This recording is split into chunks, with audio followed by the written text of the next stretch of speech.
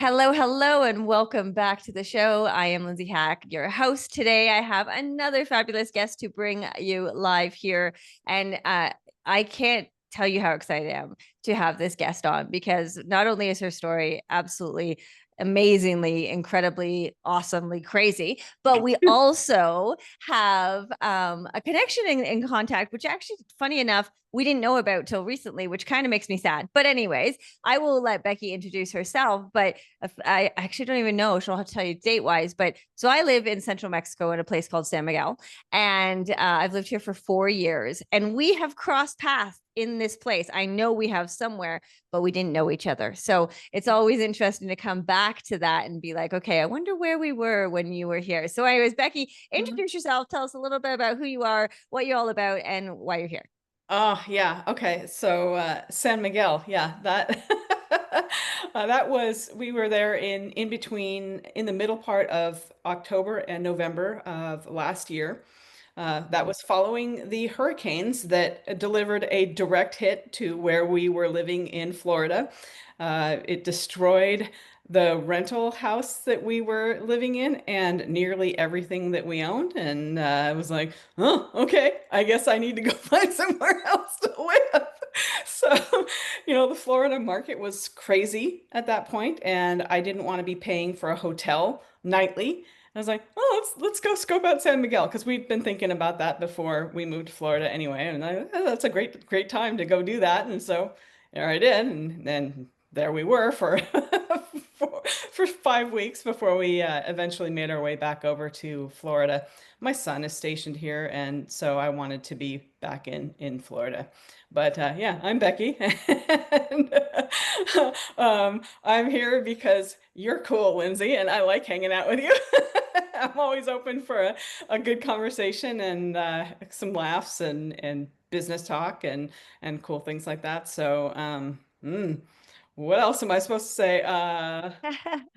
Well, let's see. I mean, I love that. So, first of all, I'm trying to think in my head about the dates. So, I was definitely here. We didn't go anywhere. So, at some point in that 5 weeks, I bet we crossed paths. We just Oh, didn't know each other. undoubtedly. Yeah. Which, and for those who've never been here into San Miguel before, it's absolutely beautiful, but it Yes. is like the smallest, biggest city ever. Like I always Yeah. say, like I run into people every time I go out, and it's just like, oh my goodness, even when I don't want to, I'm just like, oh, who am I going to run into now? So I guarantee at some point we crossed path, which was super fun. Undoubtedly. But it just means you have to come back at some point and visit. But I guess for me, the big thing, I mean, I love that, we do like to have a good conversation, and we like to just chat, and both of us are very big on the whole, unscripted, and let's just see how it flows, et cetera, et cetera. But one of the reasons that I love bringing guests on here is because I love what you do. And so what I want to do is I want to tell my audience for sure what that is you do, how you do it, why you're so passionate about what you do. And because I have had the absolutely pleasure of working with you as well, that I want people to know what it's all about. And you and I have had multiple conversations about, I'm not necessarily your target audience in the You're target not. market, but I love what you do, and I will explain why once you kind of let people know how that works. But yeah, so that's why. So tell Okay. tell us a little bit about All what you right. do, why you do it. So let's just run the grand experiment. See how I've done as far as finally honing and crafting my own message. Woo! Yeah. So I work with brilliant entrepreneurs who struggle to talk about themselves, their businesses, their offers alone. They either freeze up or they ramble on and end up with an incoherent message that destroys their credibility and they don't want to share it and it's awful, or they just find talking about their offers by themselves soul sucking. They would rather do it in conversation with somebody else, a verbal processor or a human design projector like me or a generator, somebody like that. And what I do is guide you through a coached, structured interview where I ask all sorts of nosy questions and help you frame them so that the answers that you're giving stand alone as pieces of content that you get on the tail end of the interview.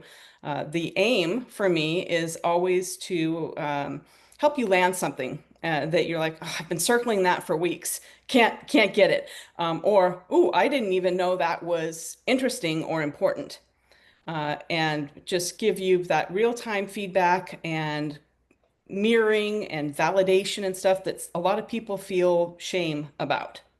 Right. And So, so it's so hard to tell you how to put this into words. And this is why, of course, Becky has been struggling to put it into words, because yes. the power of what she does, and again, I'm not necessarily the ideal person for it because I don't down, and it was very organized. It was very, and it's funny because I don't even know if I've shared this with you, Becky, but I had met you a few times in our networking group. We'd been in a few breakout rooms. We had a coffee chat, and overall, you and I were just like shooting the shit. That's what we did. And then I sit down to this session with her, and I didn't really know what to expect, and it was like instant Becky change, and not in a bad way. It was just like you took control. You were ready to go. You were like, this is what's happening. And so what ended up becoming was this incredible conversation where it was like we were just sitting down in a coffee shop having a conversation, and there was a camera in my face, which I know sounds scary to some people, but what Your it camera. did, yeah, it was my camera. But what it did is the questions that you asked, how you designed it, like there was a lot of like get readies and if you screw up, and it made me feel so at ease with what I was saying. And then not only that, but the way that it was broken down and sent, and like it was like frame by frame and image by image, and there was just so much value that I got out of what I did, that even though I don't necessarily not, I sit down and I can figure out what I want to say, and I don't necessarily have that, it brought things like Becky just said to me that I had never really said in the same order, in the right way. And I was just like, ooh, that was so good. And it was all caught on tape. So I can use it now for content for years to come. So tell me a little bit about your process on how it happens, because I think one of the things that you said that I find so interesting is that idea of sitting in front of the camera, or even like you said, sitting by yourself and freezing, feeling unhappy, guilt, shame, whatever those feelings are. How do you help somebody come out of that and get it on camera? Because those are two very different things, but they also come together with what you do. Okay, so I've been an interviewer since I was 13 years old.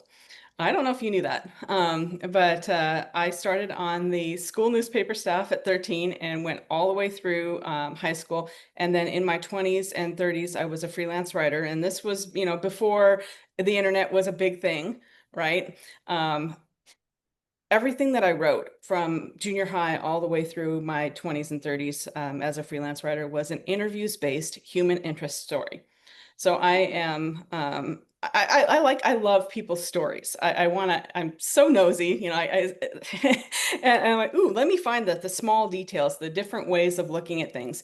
So what I end up doing is it's not a podcast interview because it's not appropriate for a piece of long form content. You've done both with me because I have a podcast as well. Mm-hmm.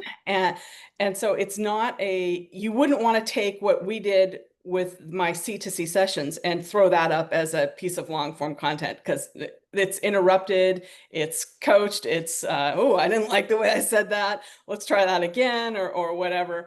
But the putting people at ease part, I think maybe it's a me thing because I know what it's like to be so profoundly uncomfortable in your own skin, Mm-hmm.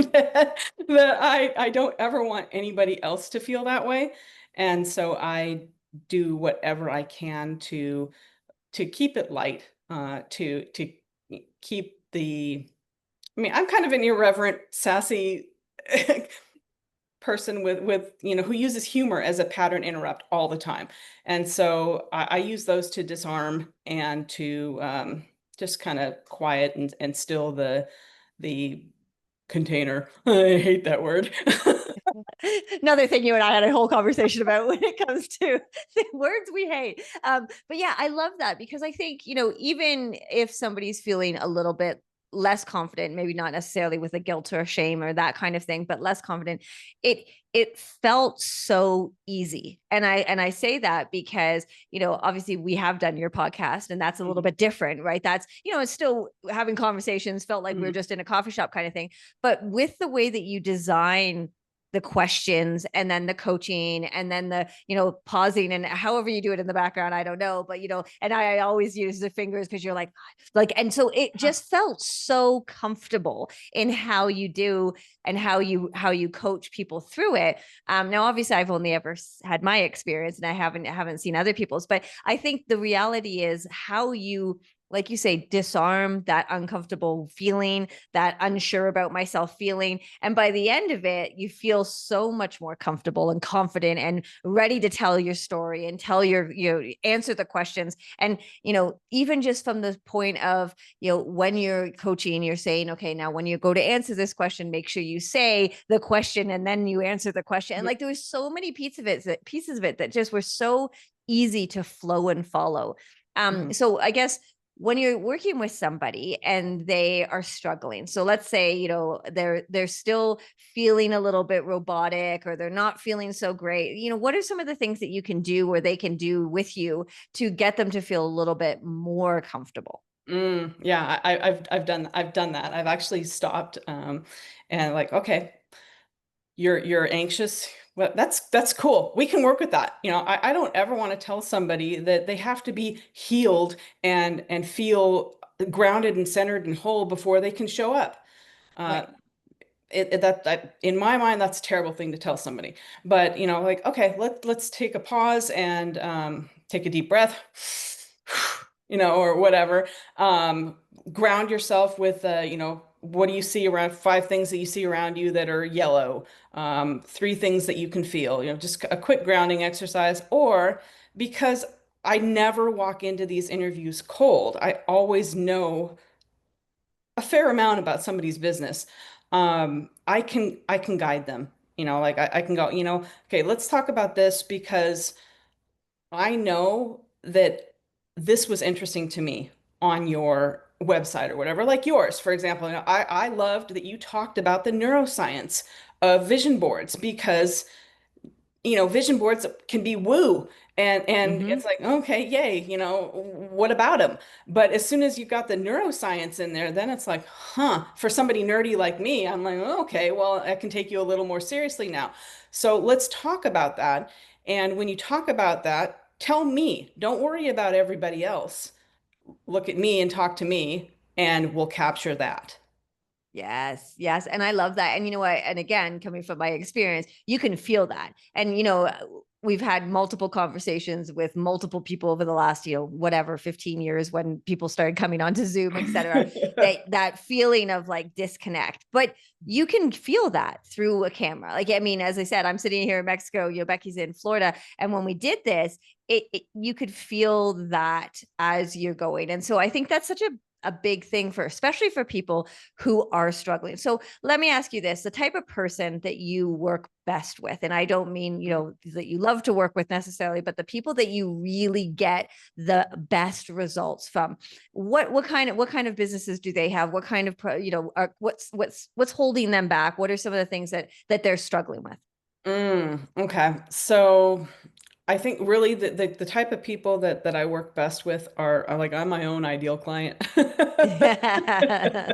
You know, I really, somebody who is maybe navigating some of this active grief, trauma, nervous system dysregulation. They're aware of it. I mean, they have to be aware that they've got some issues in order for me to help them. Right. But coaches, service providers, people who need solid messaging and video content. The restaurateur down the street, I don't necessarily want to work with them, but Right. I could. I can work with anybody. Anybody can sit in my hot seat and have me Right. interview them. But the people who will get the most out of it are the people that need that external validation of me going, you know what, that was really cool what you just said. Or Right. that need the mirroring to see what's landing, what's not landing. that want the deeper questions because they're tired of the surface stuff. They're bored with their own messaging, or they're evolving and they aren't sure what it is that they want to talk about or evolve into next. So sometimes those verbal processors that you need to talk about it, that's really helpful. And I really enjoy working with people like that. Yeah, well, that it always feels so great when you can get somebody to almost come out of their shell Oh yeah, to, it's super fun. start back here, right? And then they slowly build. Yeah. But I do love that you come prepared with your information because I think, it's kind of that kind of age old. Like I always find this is my example when somebody will be like, oh, say something in Spanish. And it's like instant blank. I'm like, I don't know Spanish, but of course it's just like it's that moment when you say so when you sit down with somebody and you're in a situation like you do with your videos, to know exactly what to say can be really challenging, right? Can be really challenging. And it doesn't matter how good your elevator spiel is. It doesn't matter what you think. It's that moment then you're like, okay, let's go, that you almost you'll forget everything. And so for you to come with like already designed, organized, and helpful ways to help somebody come out of their shell and talk about their business, and like you say, talk about the neuroscience. And again, I'm a big geek like you, so I was just like, oh, let me tell you, so it was like this, it was an easy, comfortable way to Mhm. get into that and get more comfortable. So I love that. So let me ask you this. So you said you're your ideal client, which Mhm. I know a little bit about your story and how it is, but how did you decide that you're your ideal client? Like how did that come up? Did you feel when it came time to record something, you were like, oh shit, no, don't know what to say? Like where does it come from? And I know how you're about experimenting, and obviously I always say we're our best lab rat, right? We are the best to look after ourselves. So where did that come from? Okay, so I'm a 1-3 mental projector. If anybody's familiar with human design, the one line is the experiment or is the investigator, and so I'm a nerd. And my mom is she's a librarian. She has a master's degree in library science, and so I learned research skills at the foot of a master. Um, and so I am like, I'm very, very good at asking questions and continuing to reframe the questions until I get the answer that lands, I guess Right. is what I'm saying. Or, if I'm looking for information like online, and I'm not getting what I'm looking for, just continuing to reframe until it finally surfaces. And the 3 line then is the martyr, the experimenter. And that's where you go, okay, well, let's try this and see what happens here and throw it against Yeah. the wall and see if it sticks. And if it doesn't, it's like, oh, okay, well, that didn't work. Try it again. That makes me feel very flaky.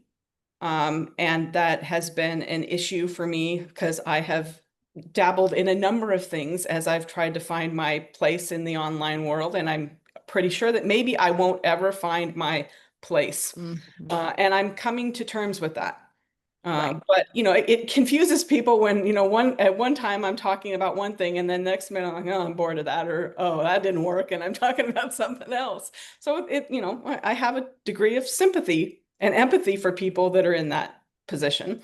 Um, and then I've been working on my own attachment wounds and unhealed trauma and limiting beliefs. And as I've been doing that, being a nerd, I want to know why, the science. Like I don't care about the woo of affirmations too much. I want to know, okay, tell me what's going on inside my brain, scientifically speaking, psychologically speaking, with the chemicals and all that other jazz, when I do this or when I think this. And that has been fascinating to learn. Um, and then I don't know why it was such a shock. It shouldn't be. It seems obvious now, but it occurred to me one day that, oh, that's probably impacting my ability to show up in business. Mm. Okay, so that took me down a whole nother rabbit hole. I'm like, oh, okay, well, I guess I'm probably not the only one that's struggling with this. And I went looking for other people, and there are other people talking about it, not very many. And a lot of them are talking about it from the, 10 months ago, I was a broke single mom living with my 3 kids in my car. But now look at me in front of my multi-million-dollar mansion and I make, $600,000 a month or whatever, and those Blah. people are totally unrelatable. Right. And I, um, I'm a little bit shameless, like things that some people feel shame for, I just don't. And so I'm willing to talk about it because I can. And so I will. I do. I defaulted back into the same sort of energy where when my now ex-husband was starting to devolve into a state of horrific addiction, watching him, circle the drain was excruciatingly painful. And it was also very lonely because here I am, we've got 3 kids and he was a good husband and a good father until he wasn't. And we're homeschooling. And so I'm at the homeschool park day with, other moms and they're like, oh, my husband doesn't clean up his socks or whatever. And I'm like, oh, okay. You know, I wish that was my biggest problem. Yeah, exactly. But as soon as I started talking about it, nobody wants to raise their hand to that kind of stuff because there's such stigma to it. Kind of like nobody wants to raise their hand and go, yeah, I'm really struggling with business. I'm really struggling to find clients or attract clients or whatever, or I'm struggling with my limiting beliefs because I think I'm trash. Nobody wants to go, yeah, that's me. Woohoo, I will. But Right. nobody else wants to do that. But when I started talking about my ex-husband's situation, and when we were married, I did have his consent to do that. Um, I got DMs from Mm, people who were saying, oh, I thought I was the only one. I thought I was alone, and people are feeling seen. And that made it worth it to share right. the story. And so that's what I've defaulted into now is same sort of thing as I'm like, okay, well, my sense of worthlessness or the attachment wounds that have happened from being married to somebody who ended up struggling so much with addiction and in really hardcore ways. This was not a functional alcoholic. Right. um, how that shows up in business is really, really interesting. And if somebody else who is silently struggling hears me talk about that and feels less alone, I'm all there for that. Right. Right. Well, and you know what? And I remember we've had lots of conversations. So bear with me on when it was, but I Mhm. remember we had the conversation at one point where it was like this idea of like healing yourself first and then going forward. And it's like, well, is that really realistic? Like you can't necessarily heal yourself if you still need to run your business and you still have other people you want to Yep. help and you still need to do those things. So I love how you talk about your story because not only does it, like you say, help people not feel alone. Mhm. But the other thing I see, and I see a lot of this, and it's really gross. I mean, obviously, when you're like the 600, $1,000 a month person now, right? I mean, that's so gross, and we know that it exists out there, and it's terrible. But the idea of taking pain points and like just like pokering them and being like, "That's why you need me," this Mhm. is what you need me, and it's like, I keep hearing this, and I keep seeing it, and I'm just like, it's basically a narcissist turning around and taking all of your secrets and using them against you, and that's how I feel sometimes when it's like that icky, gross, like you Mhm. said, oh, I was once Yeah. this. And stories work because, like you say, you're your ideal client. So ultimately, you want to connect with people to say, hey, I understand where you're coming from. I know how you feel. But not taking those things and just like turning them around and poking them back at them. And I hate that. I despise that.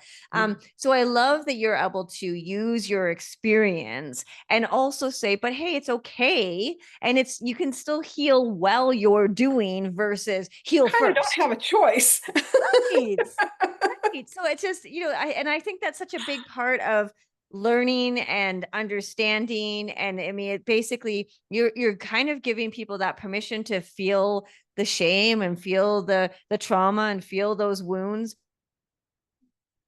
But do it anyway. That's such a beautiful and very untalked about conversation. Because, like you say, if you're going to post, somebody posts in there, who wants to make more money? Everybody's like, me. If somebody's like, who wants to heal, some of your horrible wounds, and they're just like, They crickets, may right? reach out to you silently, but they're not going to be raising their hands for it. My content will never go viral. Right, It just right. won't. Which Understandably, because people, even though I'm sure they love not being alone, because that is such a big part of things, they're not openly jumping up and down to tell you about their No, horrific stories, right? Like no, that's just not how it works. no way. So I love that you kind of break that through in that. All right, so if somebody's listening to this and they're just like, oh my gosh, this girl gets me, and I am not going to jump up and down for joy and comment on anything or do anything, how can people find you in a private way to have that conversation, to find out if Mm. this is potentially something they may need to help with when it comes to video and getting on camera? Okay, so easiest way, reach out to me through my website. It's conversationstocontent.com. But I'm also pretty active, as you know, on Facebook. And as long as you're not like some gross army widower who's an Oh, those orthopedic surgeon. army widowers. I'm pretty open to the DMs as well. So yeah. Yeah, those guys. Oh my goodness. But okay, so if they were to send you a DM, first of all, of course, it's confidential for anybody who would ever consider otherwise. After this conversation, I know for a fact you wouldn't think that. But they can ask you some questions and get in touch with you that way. Yeah. Perfect. Excellent. Well, I know you and I could have, since I did Oh, your podcast just recently, yeah. and we could probably talk for hours and hours and hours. I do Mhm. try to keep these to a smaller amount. Yep. I love to have a good conversation, but thank you Fabulous. so much for Thank joining. I you. appreciate you. I appreciate the fact that you are sharing your story, and I appreciate how much I know your work can help and support people. So I am 100% on board to help you spread the word to people, Oh, thank you. because be shaking in their boots listening to this thinking I do need it, but I'm so scared. And I'm telling you from experience, Becky makes you feel so comfortable, so confident by the time you get through some of this stuff, and the stuff that comes back is freaking gold. So know that I'm telling you from my experience. So Yay, anyways, thank you. thank you. Thanks. Have yourself a fantastic one, guys. And thank you Likewise. as always for joining us on the show. And I will see you again next week. All right. Bye, guys. Bye. Bye.